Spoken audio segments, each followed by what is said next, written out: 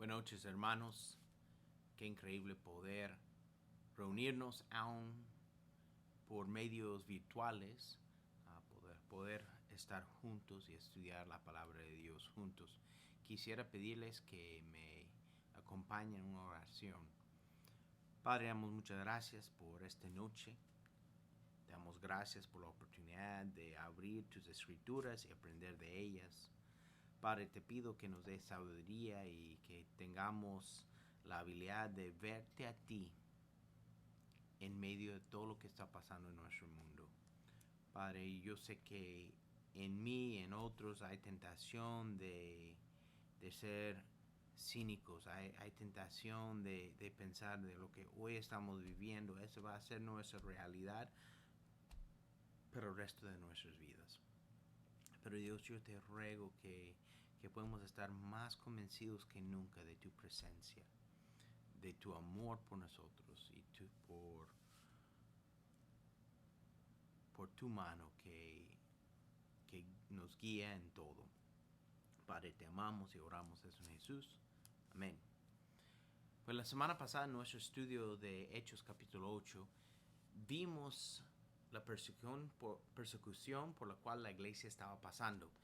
Y encontramos un hombre, Saulo, que estaba tomando la responsabilidad de hacer sufrir la iglesia. Y aún vimos la muerte de Esteban a manos de los judíos, pero especialmente, o quien le estaba dando aprobación, era Saulo. Y en capítulo 9 encontramos ese mismo Saulo aún causando estragos para la iglesia. En versículo 1 dice, mientras tanto, Saulo, respirando aún amenazas de muerte contra los discípulos del Señor, se presentó al sumo sacerdote y le pidió cartas de extradición para las sinagogas de Damasco. Tenía la intención de encontrar y llevarse presos a Jerusalén a todos los que pertenecieran al camino, fueran hombres o mujeres. Y vemos eso que todavía está pasando algo muy difícil para la iglesia. Y como hablamos la semana pasada, es muy fácil pensar de la realidad que está viviendo en ese momento. Esa va a ser nuestra realidad para el resto de nuestra vida. Pero es increíble ver que en el versículo 3 dice, en el viaje sucedió que al acercarse a Damasco una luz del cielo relampagueó de repente a su alrededor. Él cayó al suelo, oyó una voz que le decía, Saulo, Saulo, ¿por qué me persigues? Y esa empieza la conversión de Saulo a Pablo. Y Ananías va, le explica el camino, le explica cuánto va a tener que sufrir por Jesús. Y se convierte Saulo y llega a ser Pablo después de bautizarse. Empieza a predicar. Pero los hermanos, los cristianos tenían miedo de Saulo, no creían en su conversión. Y Bernabé lo llevó y aprobó su trabajo. Y vemos más adelante cuando está predicando que llega a haber un plan hasta para matar a Saulo. Entonces vemos en ese tiempo el perseguidor se convierte en proclamador y después se vuelve perseguido. Todo eso para mostrar el poder de Dios. Pero hoy, pensando en nuestra situación actual en el mundo, quería dedicar tiempo más adelante en el capítulo 9. Y vamos a estudiar hoy la vida de una mujer, Dorcas.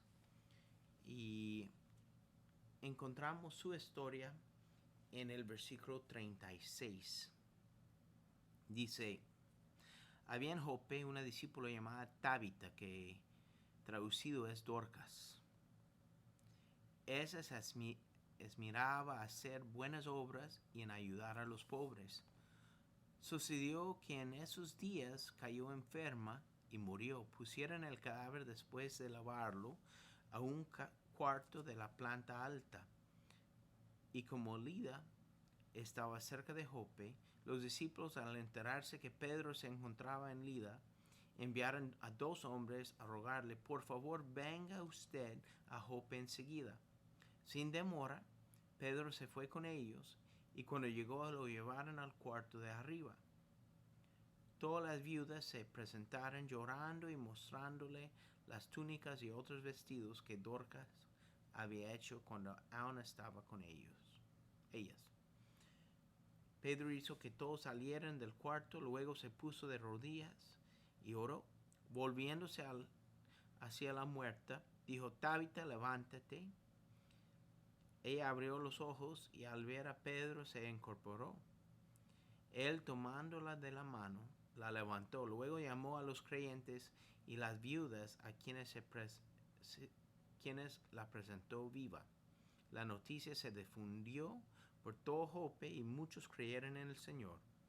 Pedro se quedó en Jope un buen tiempo en casa de un tal Simón, que era curtidor. Entonces vemos aquí una situación muy interesante. Y esa historia ha sido inspiración para muchas personas. Y hay muchas lecciones ahí para nosotros. Dorcas vivía en Jope, una ciudad sobre el Mediterráneo. Y ese era un lugar donde había una iglesia cristiana.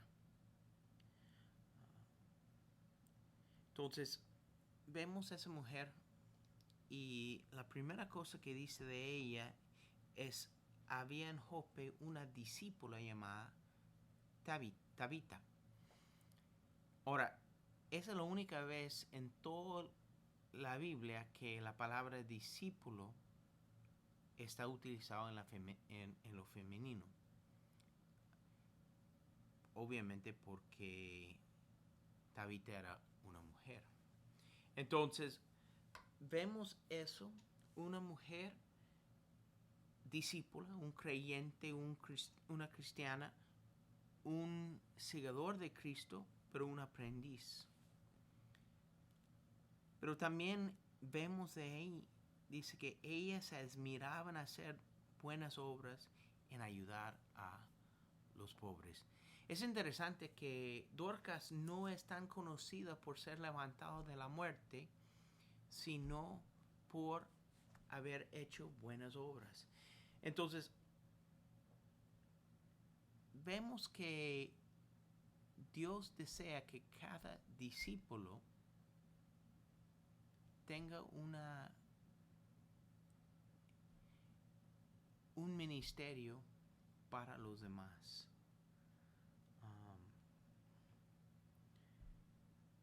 Ella no solamente decía que era cristiana, ella mostraba su amor a las viudas. Las viudas en la Biblia eran las mujeres más vulnerables, eran personas que habían perdido todo su estatus, eran personas que no tenían quien las cuidaba, pero Dorcas las amó y cuidó de ellas. Y me pongo a pensar, cuando llega Pedro y ve que Dorcas está muerta, encuentra todas las viudas, todas las mujeres a las cuales ella había dedicado su vida, llorando por ella. Es importante entender que nosotros estamos alrededor de personas vulnerables. Y es nuestra responsabilidad como discípulos de Cristo encontrar un ministerio con ellos. Debemos preguntarnos hoy, en la vida de quiénes estamos haciendo una diferencia. En la vida de quienes estamos entregando nuestra vida para hacer algo diferente de ellos.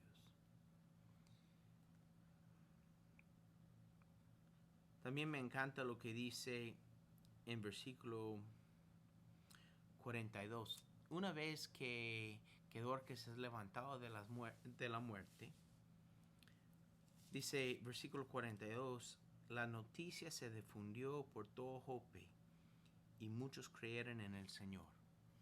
Sabes, es algo impresionante. Aún en el momento más difícil, no hay nada más difícil que la muerte. Dios dice que no se ha terminado con Tabita, no había terminado con su vida, no había terminado de utilizarla. Y la levanta.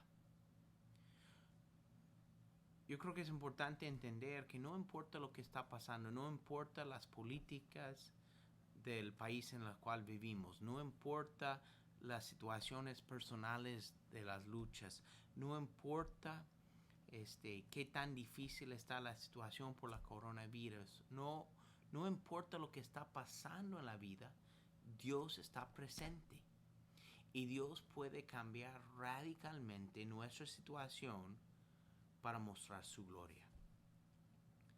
Versículo 42 nos enseña que no se trataba de Dorcas, sino se trataba de que Dios mismo fuera conocido. Y muchas personas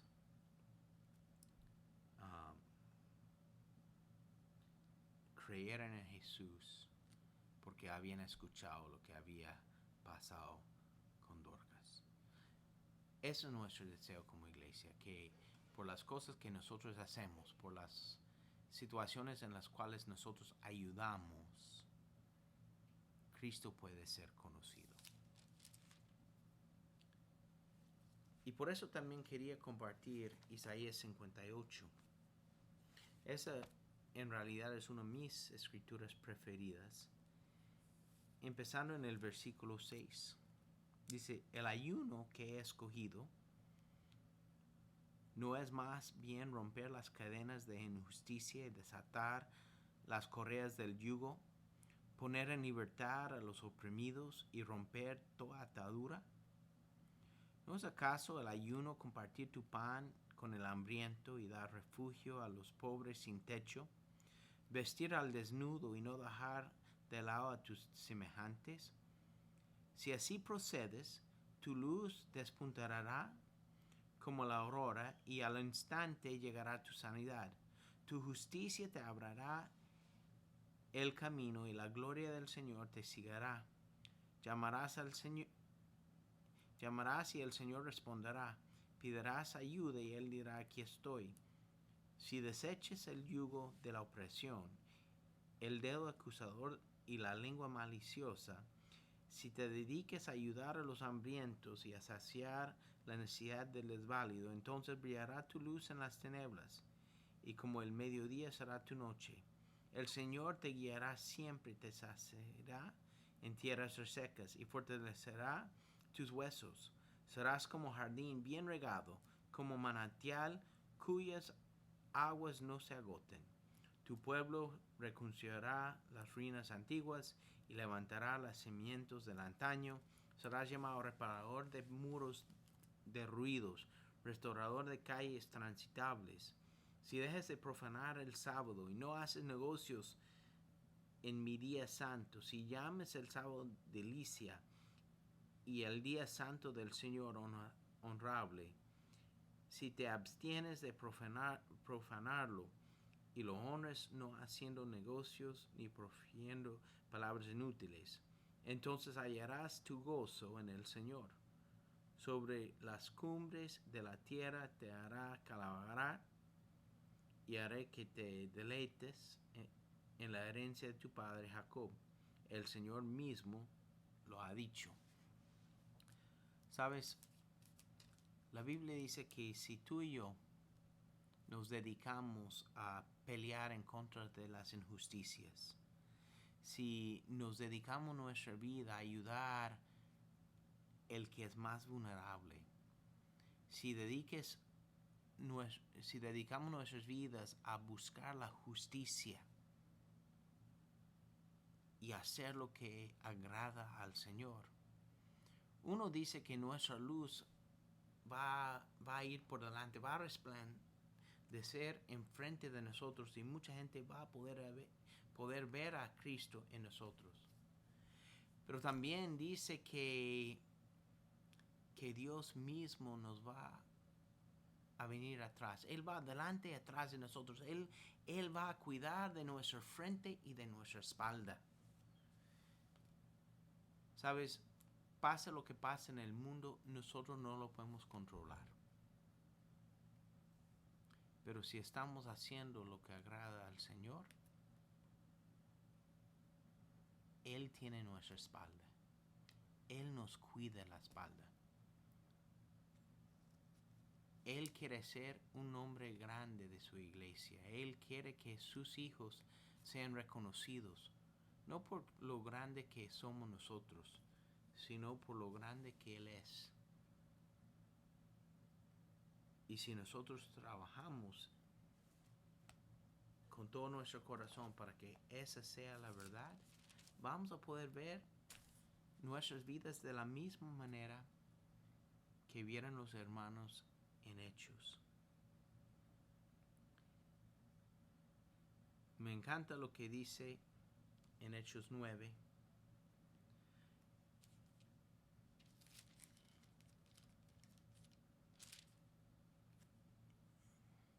En versículo 31 dice, mientras tanto la iglesia disfrutaba de paz y a la vez que se consolidaba en toda Judea, Galilea y Samaria, pues vivía en el temor del Señor e iba creciendo el número fortalecida por el Espíritu Santo.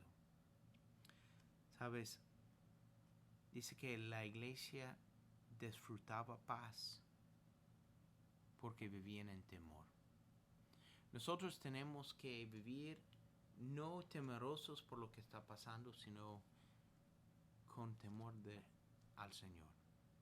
Con un temor sano de Dios que nos guía, que nos enseña. Y tenemos la esperanza de vivir en paz. Hoy día, hermanos, hay muchas personas que necesitan paz en su vida. Recibimos muchas llamadas, muchos textos, mensajes de Facebook con las personas muy preocupados por lo que está pasando, por la economía, por las enfermedades, por la política. Hay mucha inseguridad. Pero como iglesia de Cristo tenemos la oportunidad de vivir en temor del Señor y así vivir disfrutando de la paz que Él nos da. Yo estoy convencido, si tú y yo, como Dorcas, encontramos nuestro ministerio, nos dedicamos nuestra vida a buscar la justicia para los que no lo tienen por sí mismos, Dios nos guarda la espalda y como iglesia vamos a poder vivir en paz. Vamos a poder gozar de las bendiciones que Dios nos da. Hermanos, los amo. Espero que Dios los bendiga. Espero que ese mensaje los anima. Vamos a orar. Padre, damos muchas gracias por la oportunidad que nos diste de entrar en tu Biblia un rato y aprender, aunque sea un poquito de ella. Padre, por favor, estés con nuestra iglesia, estés con nuestra ciudad, estés con nuestro estado.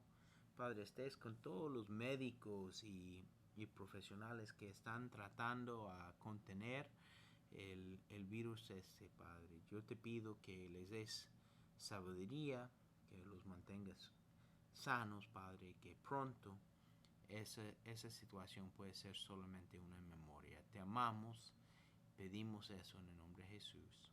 Amén.